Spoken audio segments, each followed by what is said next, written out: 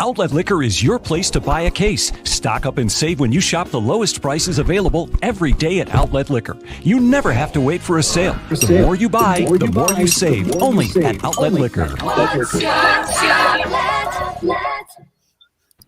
Folks, welcome in. We are breaking down the greatest race day of the year here. I'm your host, Kai B. We got Zach McAdoo in the building. We got Trevor joining us, and we got Hank here from Flurry Sports. Hank, how about you introduce yourself here a little bit, and we'll get into what is the greatest race day of the entire year with the Indy 500 and Coke 600.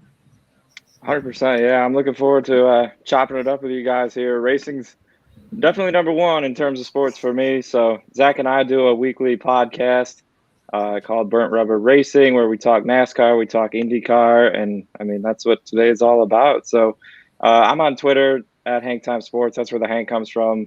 Actual name is Henry, though. So either one works. I get both. I even get called John because it's my last name. I'll answer to any of them. Let me answer Meerkat real quick. We love to see it, Meerkat. Yes, the dart's going to be all over it. Can't wait to see those special picks. Maybe he'll hit something in the 500 and get some big value. The dart's been hurting lately. Maybe that'll get it on the right track. I know you're a betting guy, Hank. The dart is what we use every day. Meerkat just throws the dart at a board with bets all over it, and we ride with it. And it's actually been a positive better for over 250 picks. I think it's still up about 14 or 15 units, which is serious? Incredible. Had like a 15-pick win streak at one point. So wow. Magic is back here for the Indy 500. And let's get into it here, Zach. This is going to be a very, very fun race. Obviously, getting some fans back. Not going to be the full, 300,000 people, but it's going to be an incredible experience nonetheless. Yeah, I mean, last year it looked so eerie with an empty track, and it didn't look right at all. This year, though, we have 40%. It's going to be great. It's going to be louder than what it was last year. I cannot wait to see the fans back, and I know Roger Penske and the whole IMS group, they love to see it. Oh, yeah, it's going to be a big, big time event down there. And you saw even Barstool doing a big party down there for the 500. So people are down there. People are ready for the race. And, talking about this here a little bit, you got Scott Dixon there, Chip Ganassi Racing, taking the pole position there in first. He is the odds-on favorite to get the win here. Hank, is that the biggest storyline coming into this, or you got your eye on something else? Well, I think Scott Dixon's definitely going to be hungry, but there are a lot of guys who have, if we're talking betting, longer odds that have a very good shot of winning this thing. I can't knock anyone that wants to bet Scott Dixon, but I'll just throw this out there for kicks. We saw Dixon and the entire Chip Ganassi fleet qualify very well last week. Scott Dixon was plus 350 the last time I checked the odds. I don't have the updated ones right in front of me at the second, but you can bet Chip Ganassi and get three other drivers at 2-1. So, that would be a storyline for me that I'm watching. Is it going to be Dixon or is it going to be Ganassi? And then we've got all these other young guns who I'm sure the other two would like to expand on as well, that are starting near the front and have solid odds to win this thing. I'm talking like a Colton Herta, Rinus VeeKay. So it'll be fun to watch. Yeah, Rinus VeeKay going to be in the Bitcoin car. I got my eyes on him in this one, man. Love it. Is that yeah, we talked about this beforehand. And, you love that Bitcoin car. Fantastic. Great idea right there. It's always great to see all these young guns, come up here in IndyCar. And, Indianapolis is an amazing racetrack, and I think it's way better for open cockpit racing. I like it way better than the Brickyard in NASCAR, but, definitely so many youngsters that are coming up here to try to take their first title and get their shot at this thing. I mean, and then you also have some of your proven veterans like Tony Kanaan, who's always there, and, he's won this race before. So, I mean, whoever you want to bet on, this is 500 miles in open cockpit racing in Indianapolis. So your guess is just as good as mine. Oh, absolutely. And it's probably a pretty wide open race. Like we've said, Ganassi and them, qualified very well, but we're getting, the full crowd back. Like it's a whole different experience here, going to be a completely different atmosphere from what these guys have seen recently. And maybe these young guys, haven't performed, in a atmosphere this big yet. Could that be something that throws them off, Zach? For the first 10 laps, yes, but I think you're going to get into a rhythm. They've had so much practice here. They've had so much between qualifying, the 10 actually, I think there's actually 9 practices for Indy. That I think these guys are going to get into a rhythm fast. They're going to get used to it, and they should be fine by the end of the race. Mm-hmm, absolutely.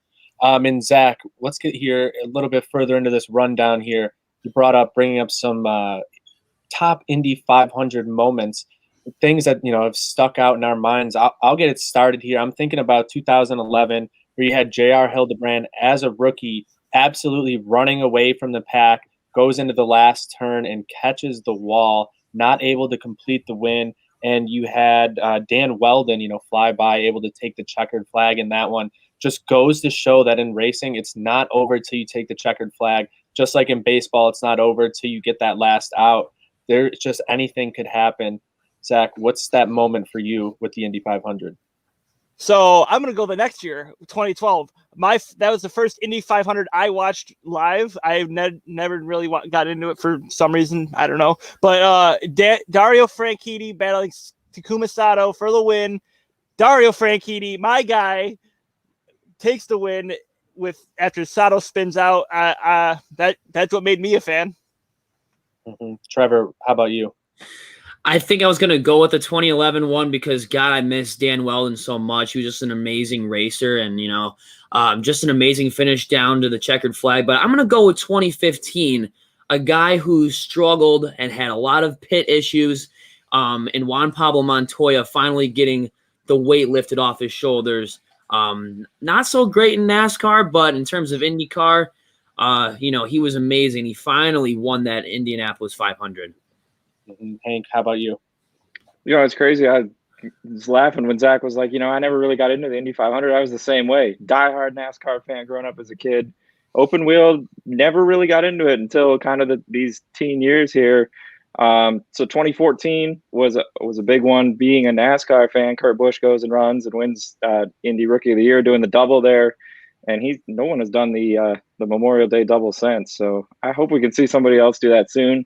And then 2015, Juan Pablo Montoya never really made it in NASCAR, but he was a name there. I knew the name. So going and see him win an Indy, and I've kind of guess I've been hooked ever since, you could say. Absolutely. And that's one of the big things with Indy is it's just at a whole nother speed. It just adds a whole nother element too with the open cockpit, and you see tons of great racing, lots of burning rubber, lots of rubbing, and you love to see it. Zach, what's your favorite storyline here with the Indy 500? So Will Power has to start in the back. Starts 32nd. He's in a powerhouse team of Penske. I will watch his drive to the front. I don't know if he's going to get all the way to the first, but with what's under his hood and how he looked Friday, he should be able to get a top 10. Watch it. Yep, that's a name to keep an eye on. Trevor, how about for you?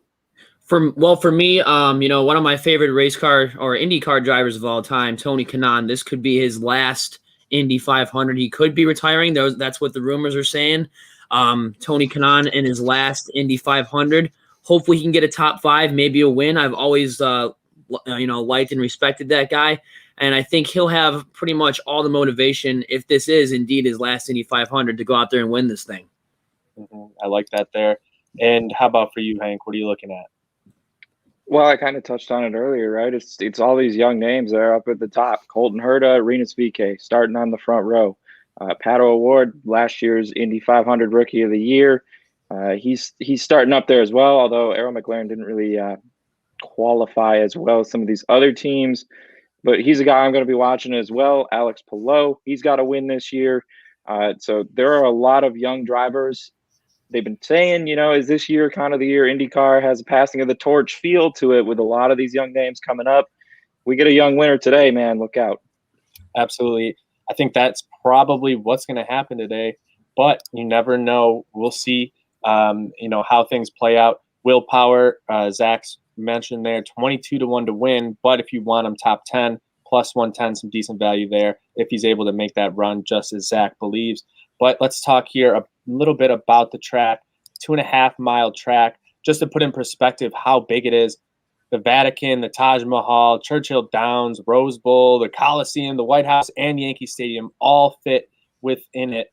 We're going to have 200 laps here at one of the most famous tracks in all of racing, Zach. Let's talk a little bit here about the Speedway.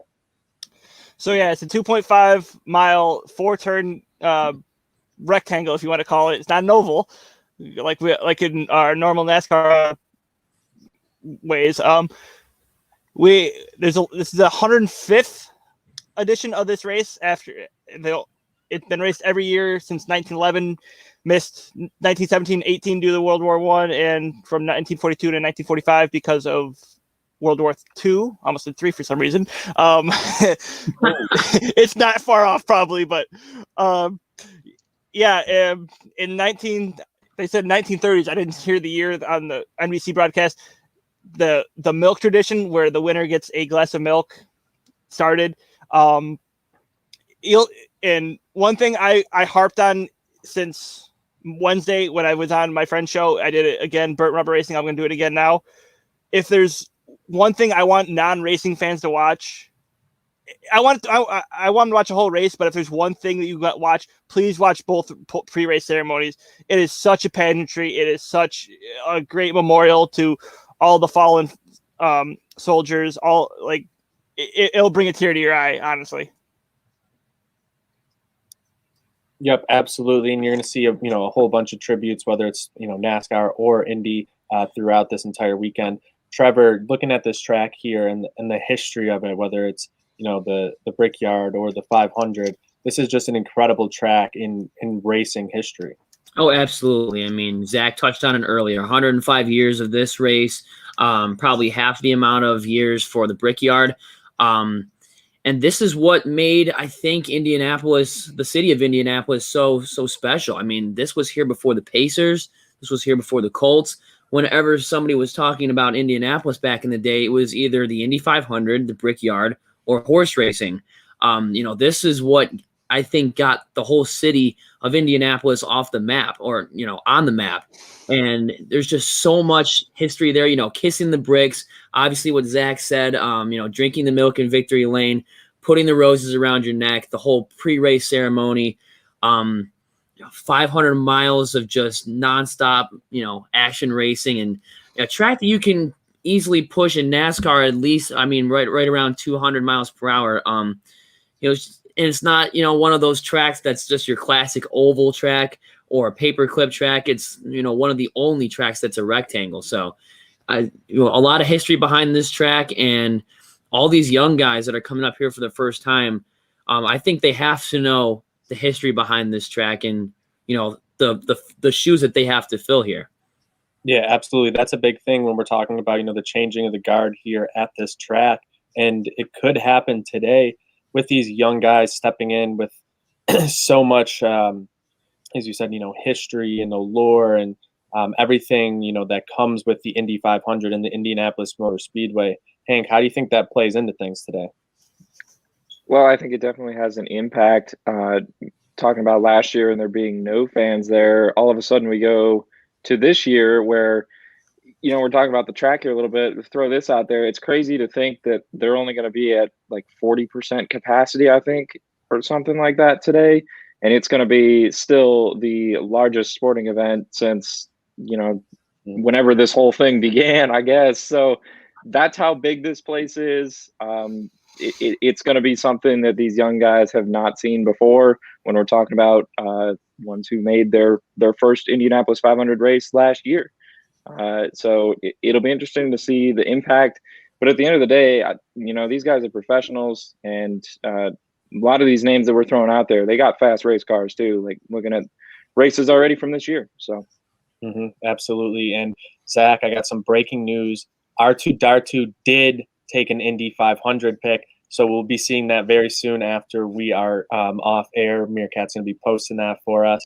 And we're going to be making our official picks here coming up, but we're going to look at some dark horses here first. Hank, who are you looking at maybe a little bit further down the board here, maybe finding some value? Maybe it's a young guy, maybe it's a veteran, but who are you looking at further down on the board? Well, it depends on how far down the board you want to go, right? So one guy that I think cannot be ignored, I really like him if we're looking at betting a top 10, is last year's champ, Toku Masato. You can get him plus 110 range on just to finish in the top 10. He's starting 15th. He clearly knows how to get around here. He's won 2 of the last 4 at Indy. So that would be a guy I'm looking at, maybe even if you're not going to bet him to win, just getting a solid run there. And a little higher up the board, Alexander Rossi. Hasn't been a good year, but he's going to be driving the heck out of that car. He's going to be motivated. He's won this before as well. I like him to go as high as top 5. I would bet that. I think I was around 2-1 the last I had checked. So he's 12-1, I believe, right now to win the thing outright, and that's not a bad bet on a winner either. He's not my official pick to win, but he's going to run well. Yep, Trevor, what are you looking at? I'm looking at least a couple here. I mean, Will Power, who's 22-1 odds here. I mean, I think the way that he qualified, he's going to have to gain some ground. Luckily, he has 500 miles to do so. Another one is definitely Ed Carpenter, 25-1. He's not up there in the top 10 to start off.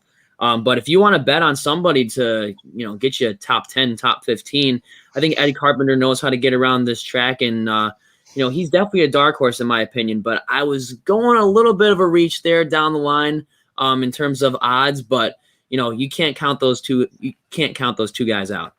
Mm-hmm. And Zach, what do you got for dark horses? Henry knows I don't bet the top 10s, the top 5s, top 3s. I go for winners. You're betting. You're going for the straight winner. I like James Hinchcliffe as a dark horse. Indy owes him one. I'll straight up say that. The poll was not enough. IMS almost took his life 5 years ago. I think it was either 2015, 2016 that he almost lost his life here.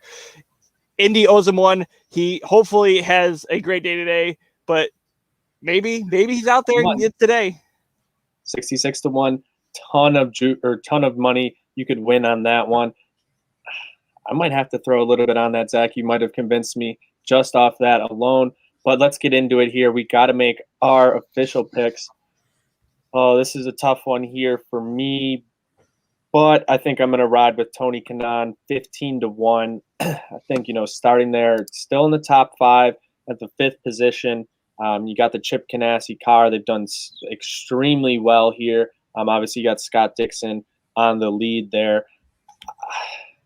I'm going with Kanaan. He's got the experience. He's won here, and I'm going to ride with it. What do you got, Hank? Pato Award, 12-1. Been super fast all year. I know we talked about a little bit of the qualifying discrepancy between Chip Ganassi and these other teams. I think he's going to be there at the end of the day. He was here last year, rookie of the year in the race, 6th place showing.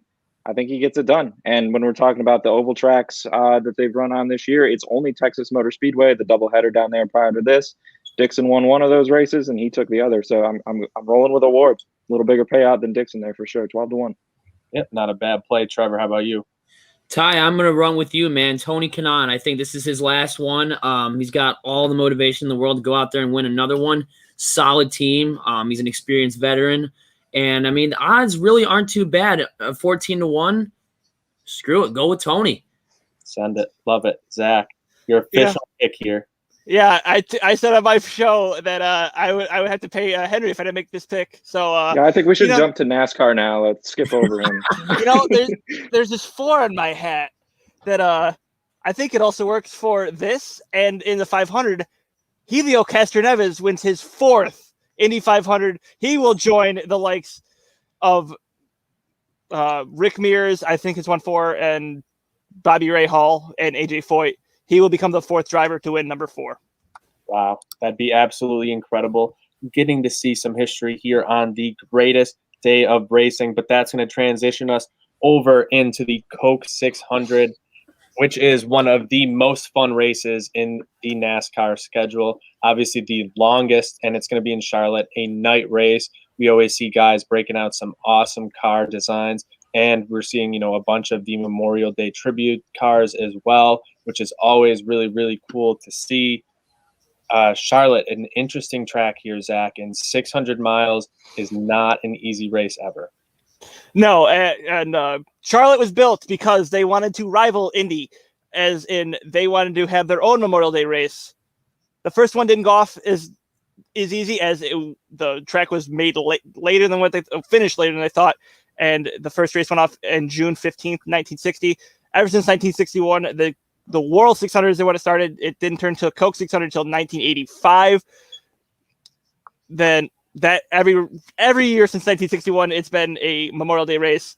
And in order to be there at the end, you have to survive 600 miles, like we've said. And some engines don't like to do that. No, absolutely. You're pushing cars to the absolute limits in this one, Trev. You're probably going to see a bunch of engines blow out, like he said. What's some storylines for you coming into this one? Well, I mean, other than just the history of the track, I mean, Charlotte, in my opinion, hosts. I mean, Daytona's great, but Charlotte has some of the best races at their track. I mean, obviously the Coke 600 in the season, obviously the Bank of America 500 in the chase for the Cup, and the All-Star race is always held at Charlotte as well. So, you always have a great race in the 600 in the season. Then you see all the All-Stars later on. And then obviously you see a race that, that's really important late in the season, a track that Jimmy Johnson has mastered over his career. I've been to this track before, and, it's a great racetrack.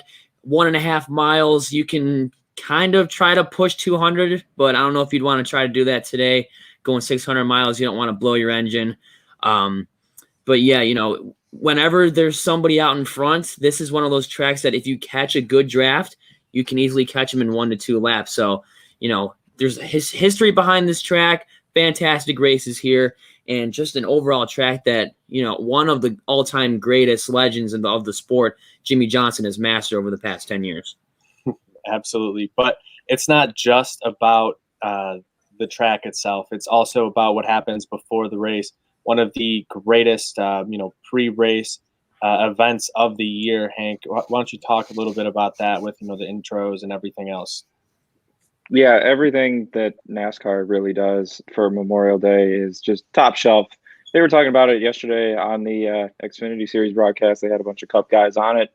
And I think it was Brad Keselowski, said right off the top, no sport celebrates Memorial Day, recognizes our troops better than NASCAR. And he's exactly right. Everything from the flyover to the anthem to the names of the fallen soldiers on the cars, the paint schemes, you love to see all of it, the post-race fireworks. So it's a tribute that is well-deserved. And like Zach said before, just remembering why we get this great weekend of racing, tune in early. You don't want to miss it. And it might even bring a tear to your eye and a chill down your spine. Like it usually does for me. So I'm not going to lie. Yep, absolutely. And we're going to see Kurt Busch will have a Western New Yorker's name on his car, U.S. Marine Corporal Jason Dunham. So that'll be very cool to look out for if you're anyone, in the Western New York area looking for someone to root for. Maybe Kurt Busch is your guy for this race. Let's get in here talking about some of, our favorite Coca-Cola 600 moments here. Zach, how about you kick this one off? I have a Harvick hat on. I'm in a Harvick hoodie. Can I go with anything else besides 2011 when Harvick gets around Junior? He's slowing, isn't he? The closer does it for the first time in his career. Man, I loved it as a kid. Well, I was 13 then, so I wasn't really a kid. Absolutely. Trevor, how about for you? Definitely a historic moment. I can't remember if it was 2011 or 13, but Jimmy Johnson is in the lead by a lot and blows his engine, and then you just hear a hot mic from Chad Knaus. You got to be effing kidding me. And I think Brad Keselowski, I think he ended up taking that one, but Jimmy Johnson had it in the bag, coming around turn 2, blows his engine up. That's definitely one of the most historical Coke 600 moments, in my opinion, driving his Lowe's American flag Chevrolet. Absolutely. And I think I'm going to go with a more recent moment, just something that I think is just like a very cool moment for racing in general, is Austin Dillon getting that 3-car back into victory lane there in 2017. You had Truex, who dominated pretty much that entire race, and ended up having to go and get some fuel there because he was going to run out before the end of the race. Austin Dillon is able to end up getting the checkered flag there after, Jimmy took the lead and a few other guys. But it was just a cool moment to see the three finally get back into victory lane. Hank, how about for you? What's that moment that sticks out?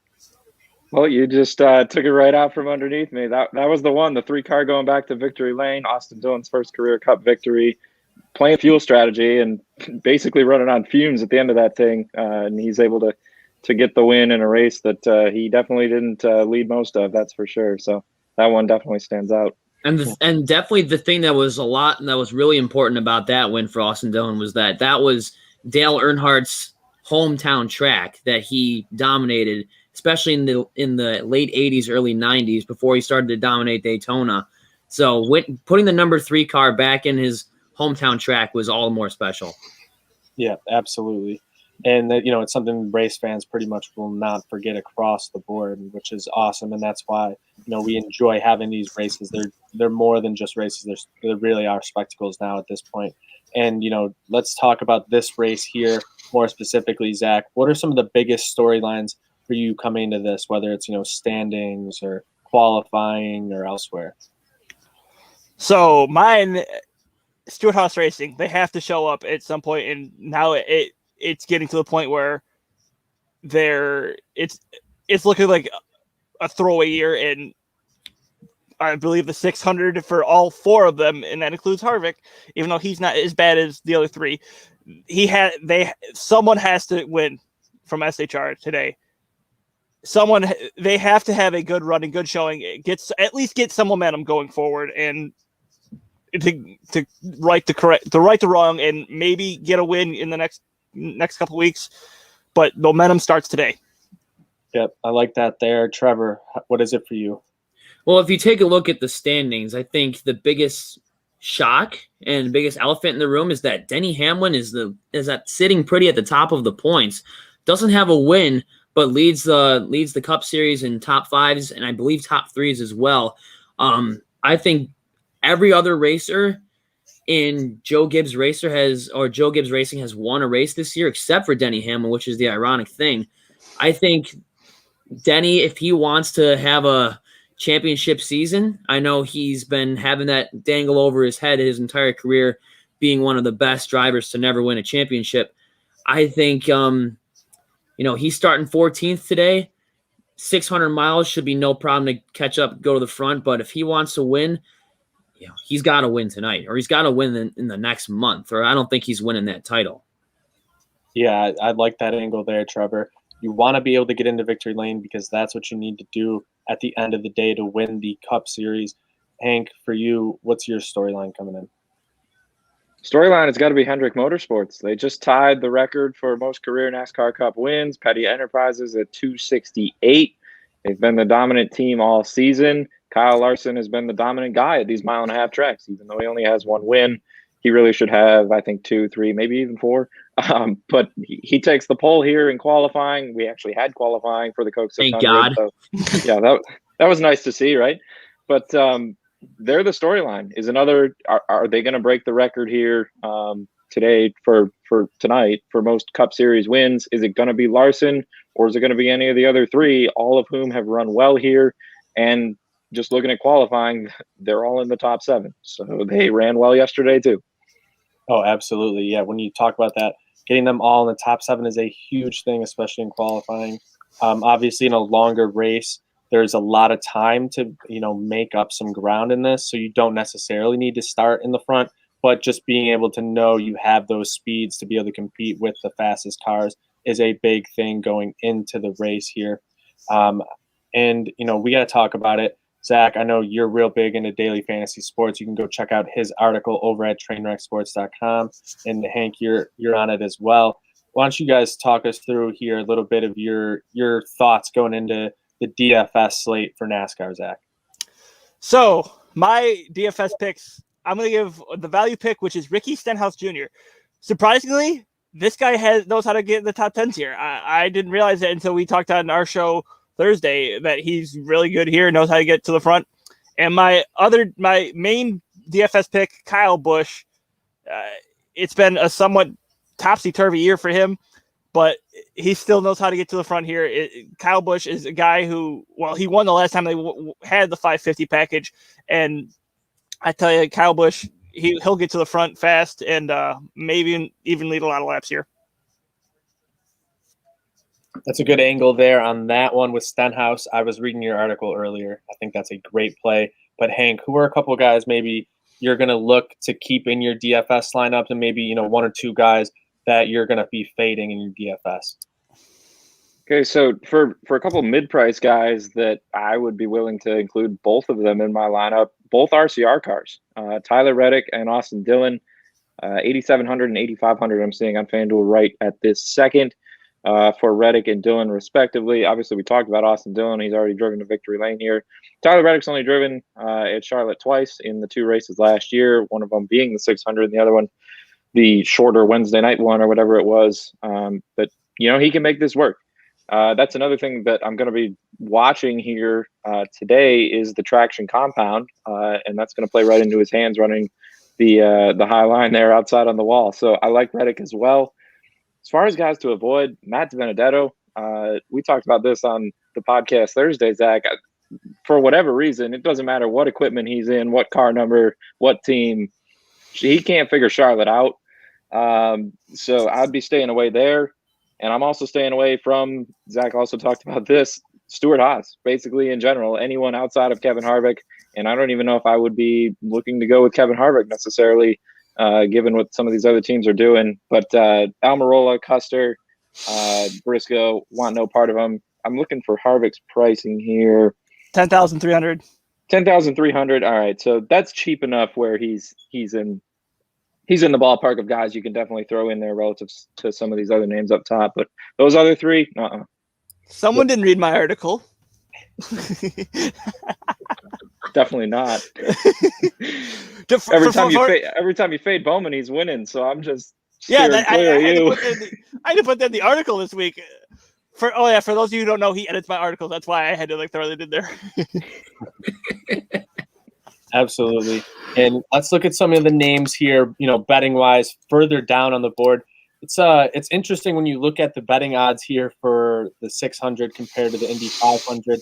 You got a lot more, kind of mid names or mid numbers where you got a lot of 20s, 30s over there in the Indy, but you got a lot of, plus 400, plus 800, plus 1,000 here in NASCAR. So who are some of the names, you see, Tyler Reddick down, 25-1 down that have a potential here, Zach, to make a run at a victory lane?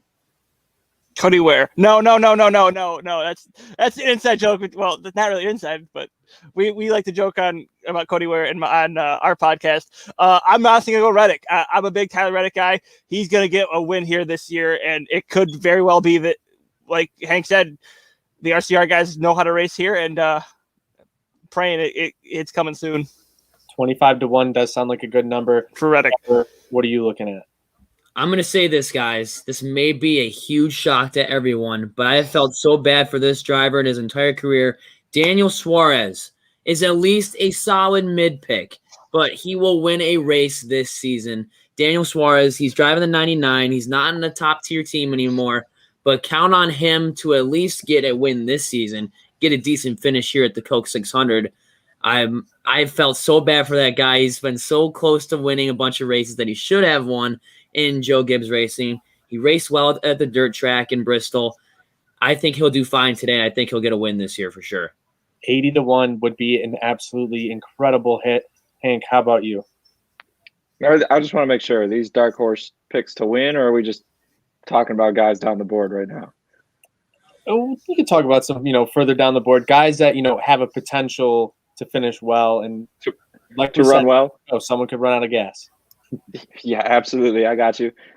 Trevor, I completely agree with you on Daniel Suarez. I'll even one better you, though. I wouldn't say he's an inferior equipment. He's just with a new race team, but they are like an affiliate, just as the Wood Brothers is with Team Penske, or right. 2311 is with Joe Gibbs. They're affiliated with Richard Childress. So if you like those RCR cars, Daniel Suarez, that's a name to keep an eye on. Another guy, I don't know if Zach's going to hate me or love me for this one, but he's been running well. He qualified in the top 10. Ross Chastain with Chip Ganassi. I love me some Kurt Busch this week. Don't get me wrong. His Charlotte stats speak for themselves. But that 42 car has been the better Ganassi car. So if you want to double down on some Ganassi in the Indy 500 early in the day, maybe take a shot on Ross Chastain for a top 10 finish, or let's look at some props there as well.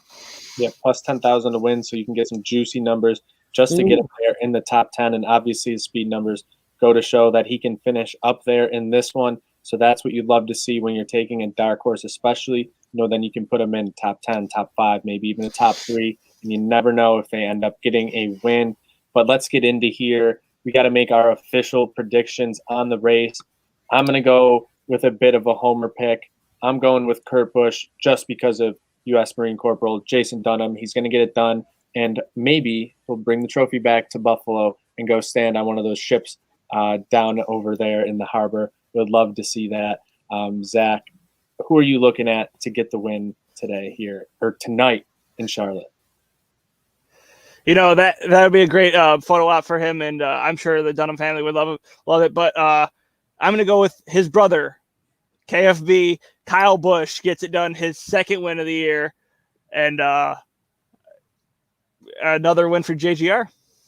Yeah, and that's the thing is the Busch brothers do seem to race pretty well here, and usually, if Kyle does well at a track, Kurt can as well. You don't think they're not picking each other's brains and figuring things out throughout the week? You got to be crazy. So, I think they're figuring things out, and maybe Kurt gets it done, maybe Kyle gets it done.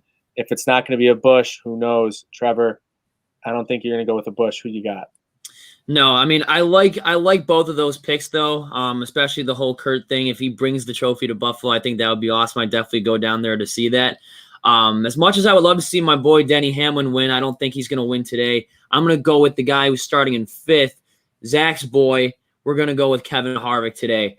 He usually runs pretty well at Charlotte, and he's driving that freaky fast car, man. So look for Kevin Harvick to at least, I think, what? I'm going to say he gets the checkered flag today. Wow. Zach would be extremely happy. I don't think he's driving the freaky fast car today. I think he's got a mobile red, white, and blue design. Mobile one. Yeah, but yeah, it goes to it still goes to show. I think the freaky fast logo will be on there somewhere. But Hank, who do you got here to prevail tonight? Who's going to be in victory lane, getting the celebration at the end of the Coca-Cola 600? James Davison. No. We are. So there are a lot of names here, right? I've gone back and forth on this one, and I went back and forth on the Indy 500, and the Coca-Cola 600 has been driving me nuts here the last few days. But Kyle Larson, 4-1, he's the favorite. I'm not going there, even though I definitely think he could win this race after he won the pole. I'm going to his Hendrick teammate, William Byron. He's got a win this year. He's 12-1 odds. I think that is great value on a guy who just had a streak of 11 consecutive top 10 finishes. Just had that broken, and he was just outside of it last week at Coda, and he took damage in that race. William Byron is driving like crazy this year. The 24 is back. It's not going away. I said it on the podcast Thursday. He is a legitimate championship 4 contender at this point in my eyes. I like him to go down here to Charlotte and get the win. However, I got to throw this out there too, because I'm literally watching the DraftKings odds move right in front of my eyes. Tyler Reddick just went down to 28-1. That keeps getting longer. I might have to dabble. That's how I am on the. I saw the same exact thing. On my book, I was like, it's moving? We're just talking about him going the other way. Like, get in there. So, yeah, why not? Take advantage if you're able to. Yeah, exactly. If you got to do, you can get down to the creek. You can do some things. And obviously, you can make some bets and win some money here on the races here today. Zach, what's your Twitter? @ZTMcAdoo, correct? Yep. Make sure you go follow Zach. He's going to be all over race coverage here today. One of the biggest NASCAR fans I know, and he has a ton of content coming out, through us over at trainwrecksports.com and over at flurrysports.com as well.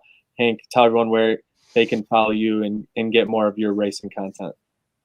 Yeah, so my racing content right now is pretty much exclusive to flurrysports.org. I'm over there. I'd cover more than racing, though. So basketball, football, you name it.